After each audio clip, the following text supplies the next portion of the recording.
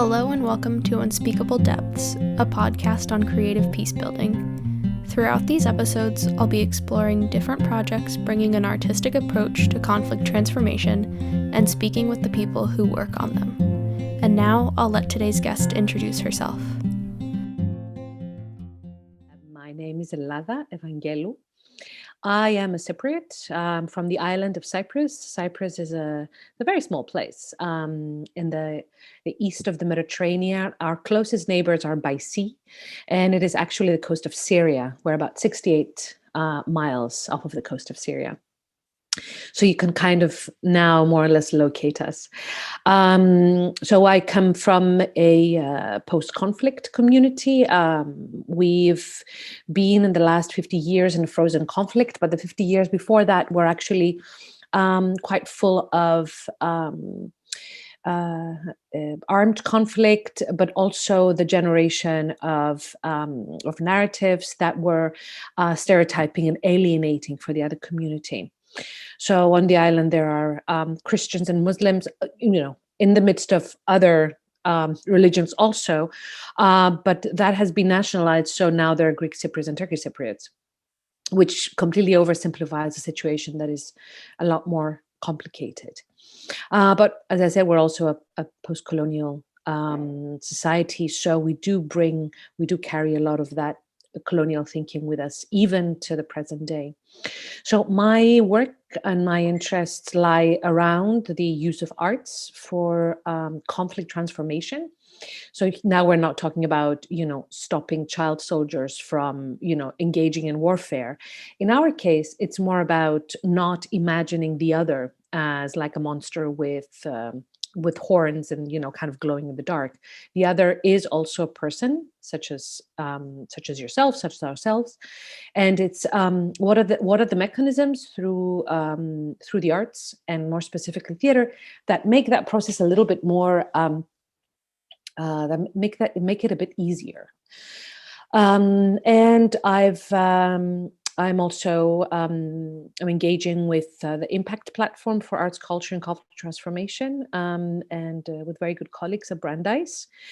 I also run a festival, which is actually housed in the middle of the two parts of Cyprus, in the buffer zone of the island, and it's called the Buffer Fringe Performing Arts Festival. So it's a fringe festival, and it has, there's a fair amount of experimentation, but there's also a fair amount of thinking of, so who are we in this community, in our societies, and who are we like overall in the world,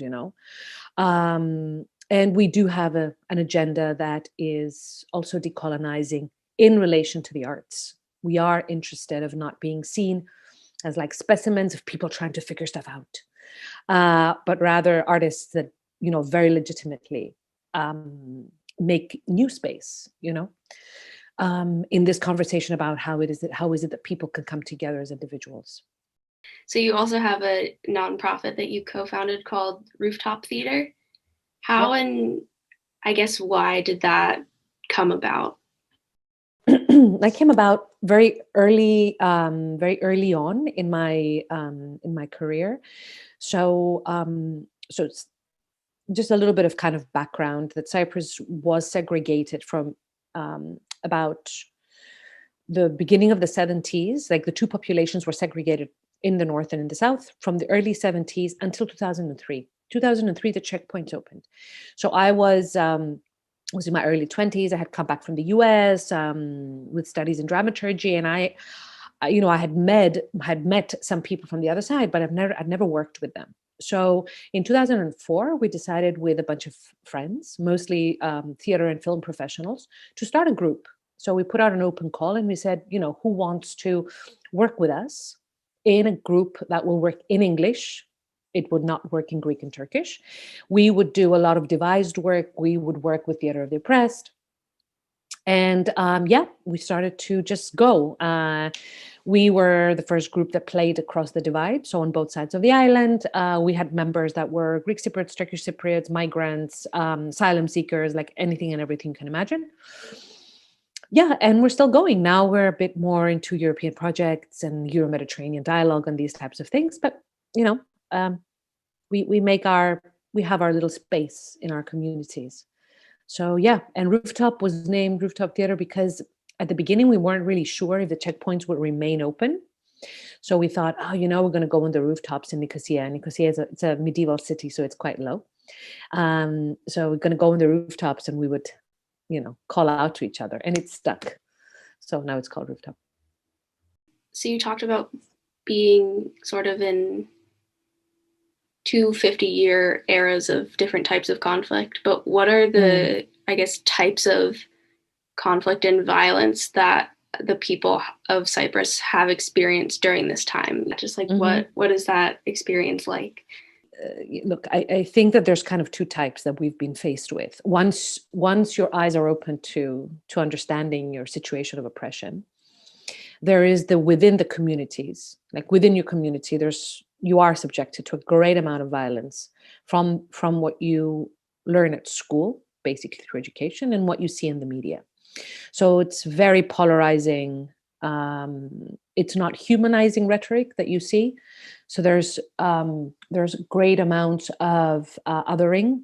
So they do that. They've done that to us. They've done crimes. They, and that builds, So, I mean, growing up as a Greek Cypriot or a Turkish Cypriot, unless you have parents that are, I would say, humanist and progressive, you would probably think of the other people as terrible criminals and monsters, right?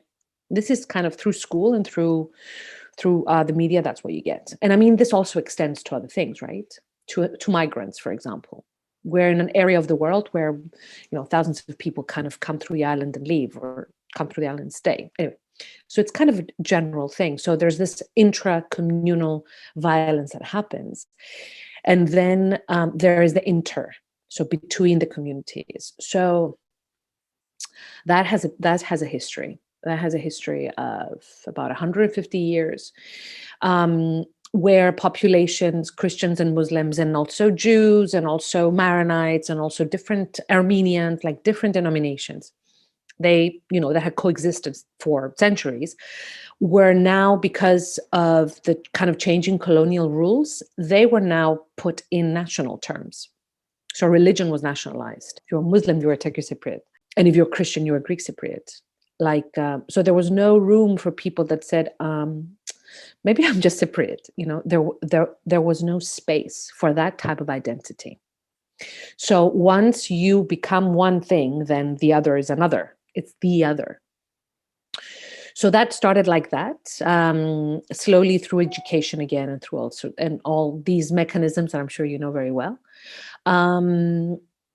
What started to happen also during colonization, after the British left, was this tendency to say, who will have power? So the question, who will have power, the majority or the minority? My God, this is like the story of like 90% of post-colonial situations, I'm sure you know. So we, as other colonies, we also went through our fair share of who will have power. And this created turmoil from the 50s to the 60s. In the 60s, there was basically the federal government collapsed. Turkish Cypriots there was a first wave of displacement. They were put in enclaves. They were separated. And then in 1974, with the intervention of Turkey, with the armed intervention of Turkey, that split the island in two, right? And that was, was supposed to be a temporary solution and stuff like that. But obviously, that wasn't the long-term plan. So we've had this situation, the status quo, until today. There's separation today. So the north of the country, a non-recognized state, and then the south of the country, the republic. Between them, miles and miles of abyss, unfortunately.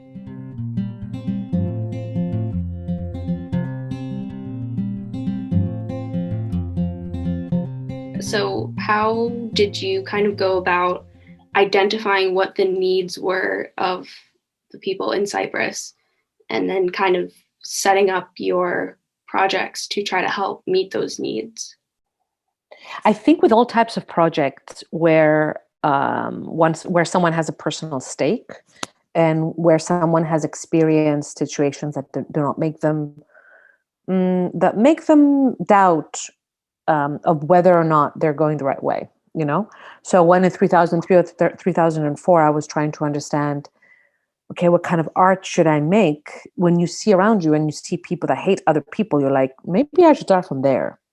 So let's just say that to identify the first thing that you see are like the big things, right?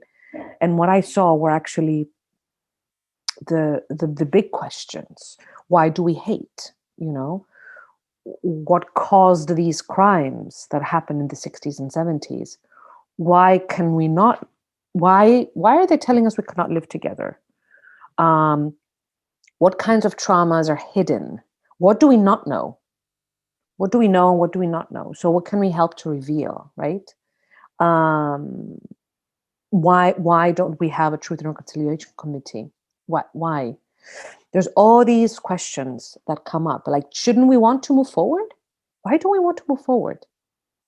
Why do we enjoy being in these muddy waters that we can't seem to be able to pull ourselves out of and kind of swim in clear seas? Why? So I think the first way, Erin, is to go for the big phenomena, like the big social phenomena. Yeah, when we're talking about values, you know, of respect and social solidarity, and you know, these are the biggest ones. Why do we not have them? And there's a pathogen, there's an issue with the community. So that's where I started from, you know, the big things that bothered me. How does theater then help answer these questions? Why did you choose that as your medium to try to help answer these things?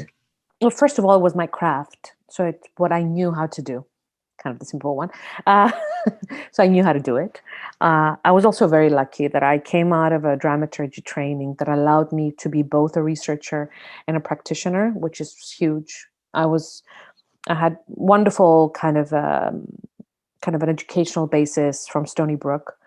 So yeah, that was the first thing. And the second thing is something I discovered along the way. So there's few things that are more powerful than a narrative, than a story. And theater gives you that. So once you learn or you know how to create stories, to pull stories out of people or in groups and situations, it's so innate, it's so natural in people to relate to the stories, to try to understand the stories, to try to fix things through the stories. It's all about the stories, you know? People love them. So, yeah, it's like kind of easy.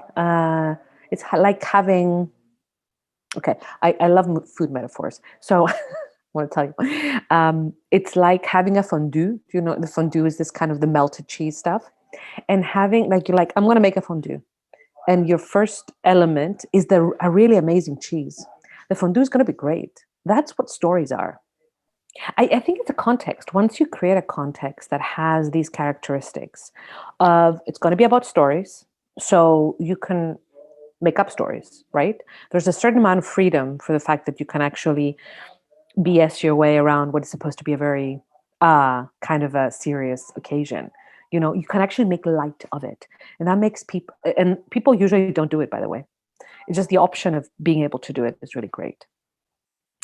So I think that people feel more comfortable, you know? It's not, you know, tell us your opinion about conflict.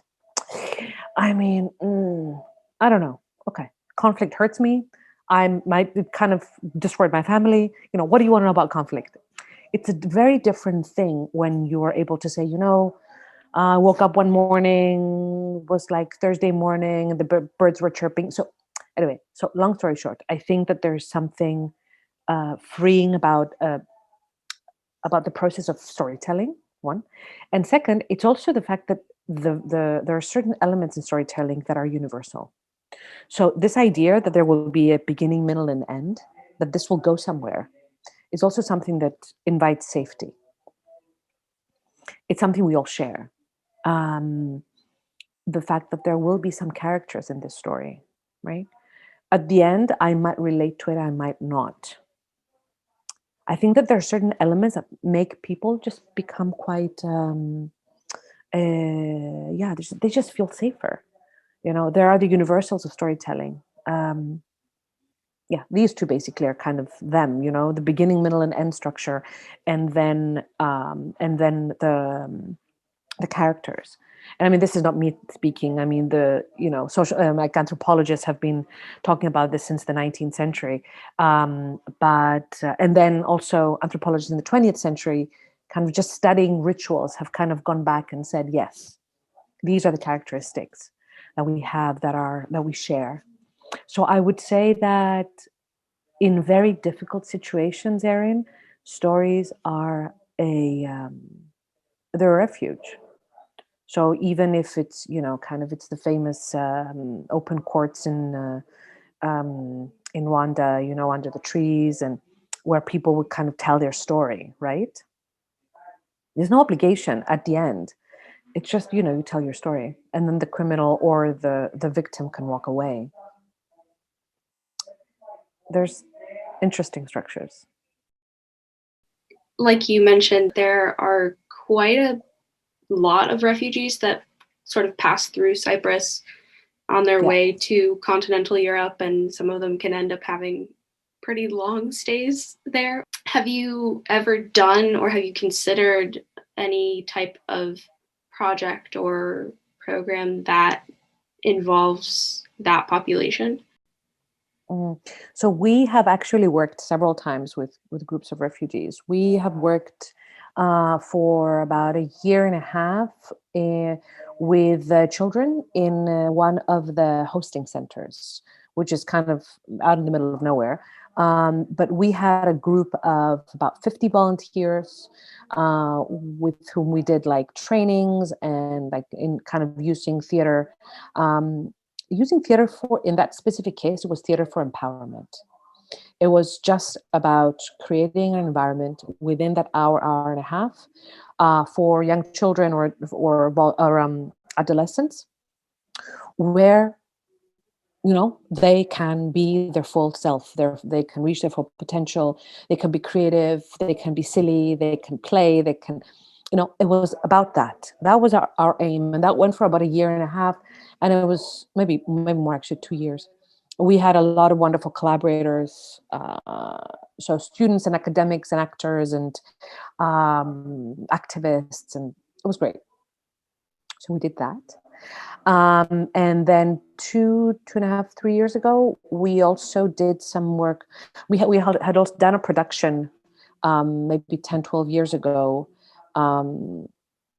about organ, the kind of the selling, the trade of organs by refugees, which was like a big scandal at the time.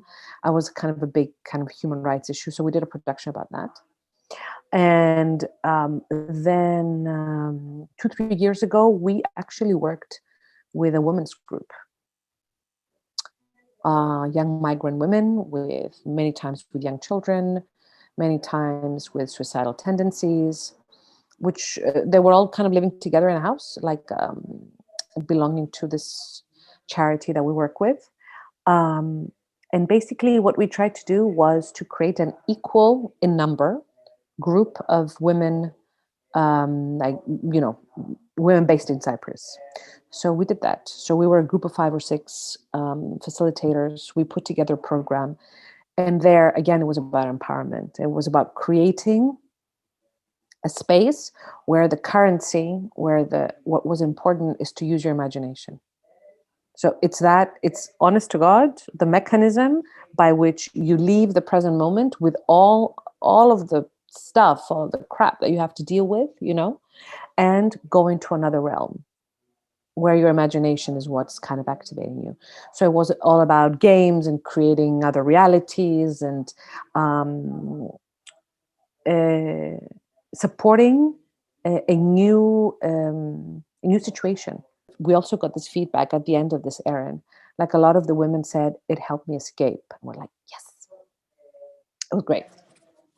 And we were really heartbroken because we had done this for 6 to 8 months as a pilot, and then we did a full year of fundraising just for like basic expenses. Anyway, and we didn't manage to find funding. It was just one of those things that you're like, it's not the best. And these women really needed it. So it's one of our like not so happy about that type of moments. It happens.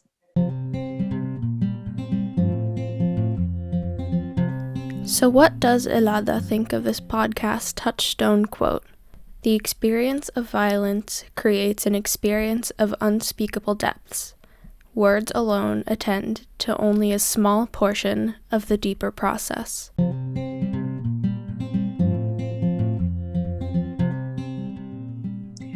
I mean, yeah.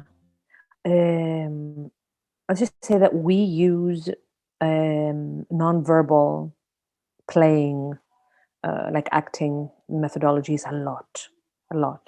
So we work, we work with Boal's Theatre of the Oppressed, manuals and handbooks and these types of things. So it's an interactive sort of theater for social change. So he has a lot of tools. So for example, he would tell you, okay, so read a newspaper article, and it could be something that's very traumatic, like terrible and absolutely horrible and stuff like that. And now you would ask the actors to make a statue out of it. Like if this were a sculpture, if all of your bodies made a sculpture of this article, what would it look like? So it's a great beginning for a conversation. It's a great beginning for finding what is the physicality behind some between an experience. So if everybody kind of creates like a ball of, like they kind of gather together in like one ball, and they're all kind of in like a embryonic positioning and stuff like that, you can see the trauma, so there's, this is the type of processes that start with something that's quite strong. You create a physical identity for it, and then you can talk about it, because you can't talk about super traumatic things like, rape and like physical violence and displacement and like the big things, So you find a way to put it through processes where it's not as intense. I mean, I've had kind of personal experiences working with very hard material, and very early on in the discussion realizing that we were not ready to talk yet. We should have played more. We should have physicalized more. So because words are they're very intense.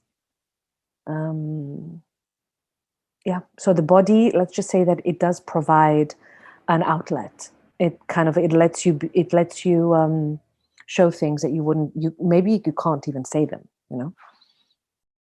With these types of nonverbal interpretations, obviously like culture and socialization and stuff can greatly affect the ways that people would choose to then portray that themselves. So in these sort of mixed groups, have you noticed a difference between the ways that they choose to interpret things, or is it just plainly individual and it's super based on like the person themselves and not necessarily like a stark cultural difference? I have found that it's awkward when we're dealing with teenagers.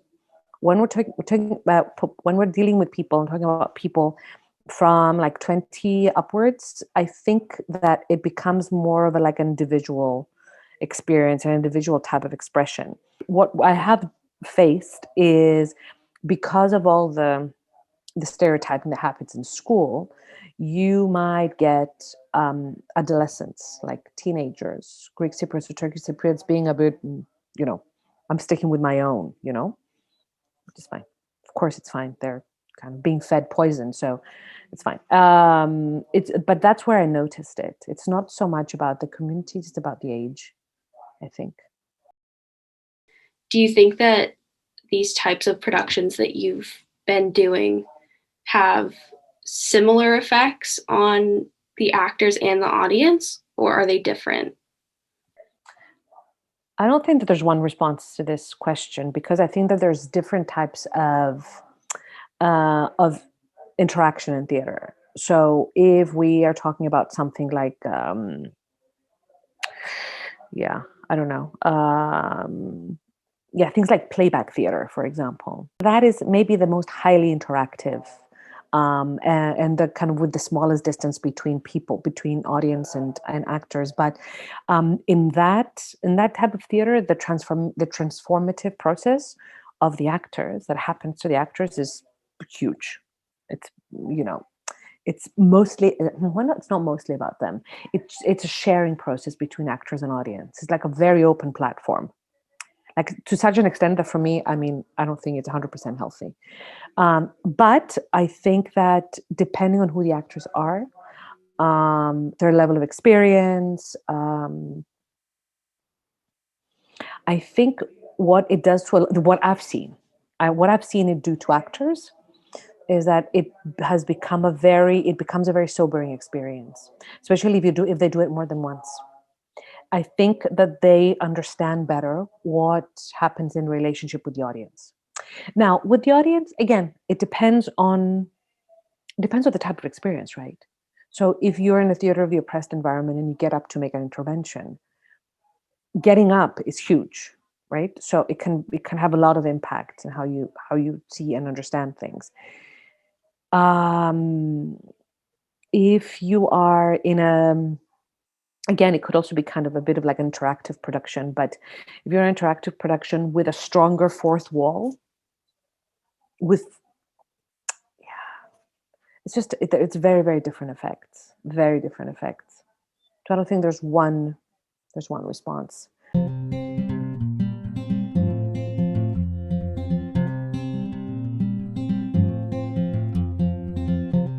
I definitely see, kind of with all art, the personal and the relational impacts of work like this. But I've been curious the whole time, like, is there a way to integrate artistic approaches in structural change? Like, how would that, if you can even imagine, how do you think that would look? Well, I don't have to imagine it. Fortunately or unfortunately, there are countries in the EU, in the European Union, where this happens.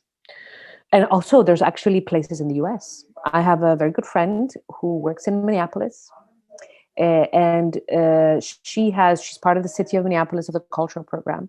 You can actually look into her work. She does what they call creative placemaking, basically inserting artists in all sorts of committees. We are making a new sewage plant. Let's put an artist in that committee, right?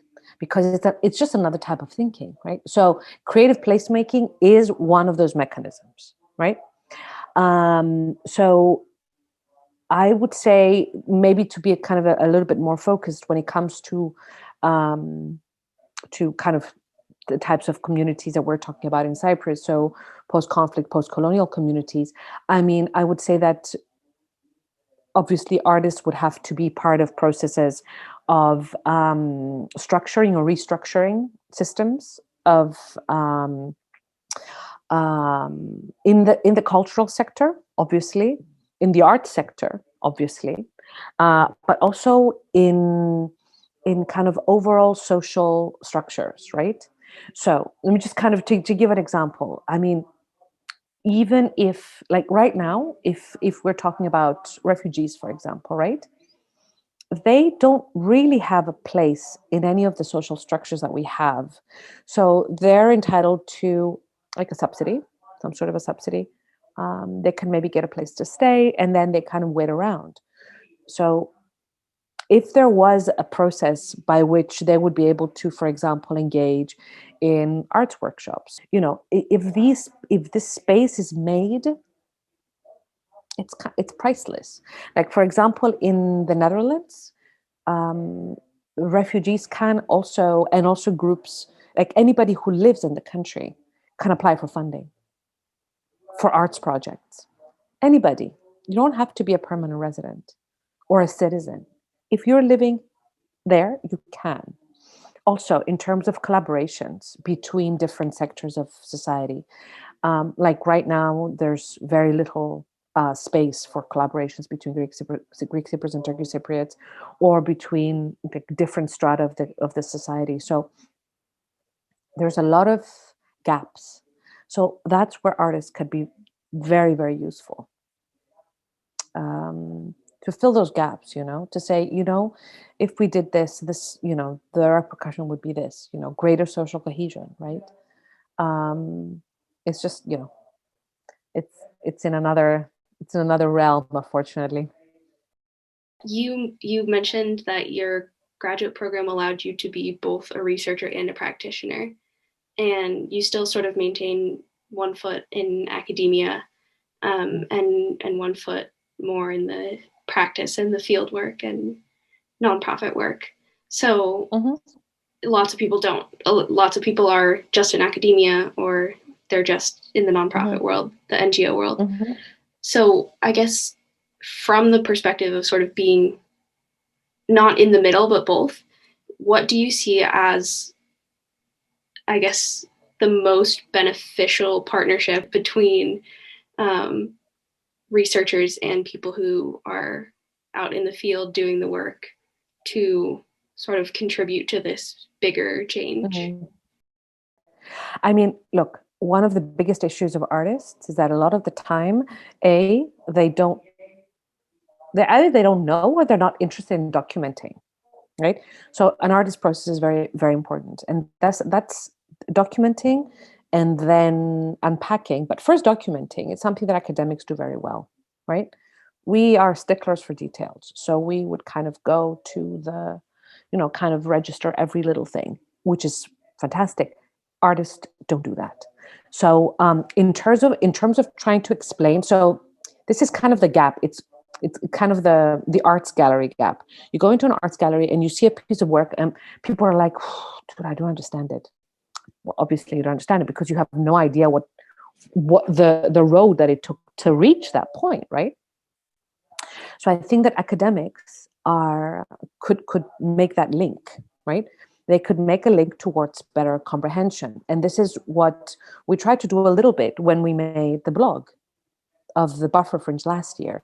Like, maybe we can help people to start to understand and to trace, right? So there's more of a relationship built, so that art is not this kind of big mystery, because we're trying to reach people. We're trying to make conflict transformation processes through the arts. But kind of not, maybe we should be less, elitist, and not say, this is my artwork. If you like it, you take it. If you don't like, whatever. It's kind of not, it's not a thing. We need to kind of walk hand in hand with people. So I think that academics can really, really help with that.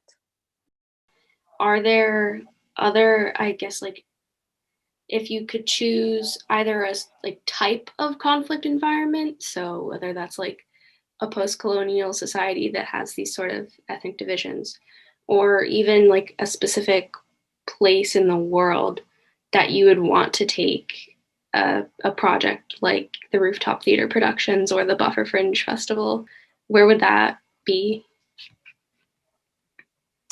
I mean, in the neighborhood, for me, the obvious place would be Lebanon. I mean, for a lot of work around peace and conflict transformation, there's parallels being drawn between Cyprus and Israel-Palestine. I think that things in Israel-Palestine, also kind of knowing the communities and the conflict, I think that things there are that the violence is very overt. It's very open. So I don't think that we are, I think that Cypriot society is more, both communities, all communities, we're not exposed to that type of violence. So I would say that we are closer to Lebanon. Okay, obviously also they had a war like 30 years ago, but the Lebanese are also kind of more multicultural. they are also post-colonial and in a more complicated way than Cyprus. But they understand. They really do. And we've hosted Lebanese artists in the Buffer Fringe. And the amount of proximity in the layers of memory is insane. Like, people were like, it was like he was talking about our experiences, you know? So I would say that Lebanon is maybe the closest place I would take our work. And then, I mean, with the cultural mix around Europe, I think that there's also, you know, other communities that we relate to, like Malta, like another small island with many kind of different identity trends. Also, we have excellent rapport with artists from Turkey in terms of kind of their own othering processes, and the fact that there is kind of amount of persecution when it comes to peace building work and stuff like that. Lately, we've also been speaking a lot with artists from Hungary. There's so much that, I mean, it's just a lot happening now, and these mechanisms are so necessary in so many settings. So, last question, and a very big question, but if you could sort of summarize, what are the short-term and long-term impacts of your work that you've witnessed? Short-term and long-term impact.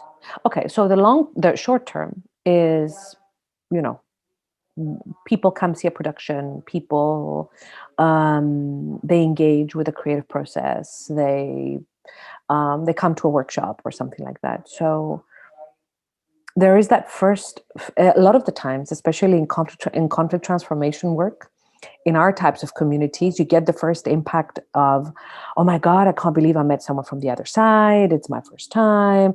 I can't believe they told me that. I'd never thought of it. It's like, duh, of course. Your life is completely monocommunal. So anyway, but the very short-term thing is about that. It's like the very first shock and experience of engaging with people from the other side, because we do that. We are a platform for that. The long-term, Erin, I don't know. I mean, I guess kind of thinking about the work of Rooftop, we've been at it for like 16 or 17 years. It's very meaningful that there's a precedent, you know, that this is something that we've been doing for so long. Even that is something, you know, the fact that we've had an organization that long, people have engaged with it. It's had loads and loads of stuff happen. And also the Buffer Fringe, this will be the 8th year. So there's something that works. There's something about structures, and there's something about like formal setups, such as festivals, right? Or having an organization that is very important because it creates a space. Without that space, you don't have that activity. And because the state, the governments or whoever will not make it for you, you need to make it for you. So being around is something.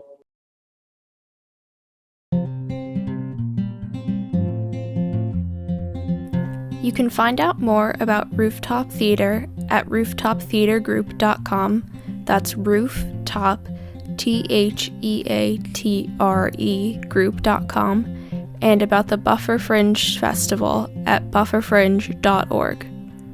Thanks for listening.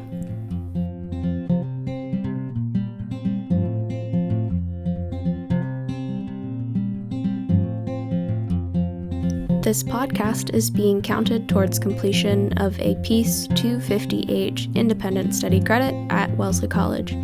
Thank you to my advisor, Professor Nadya Hajj, the Peace and Justice Studies Department, and thank you again to Dr. Ellada Evangelou for volunteering her time on this project.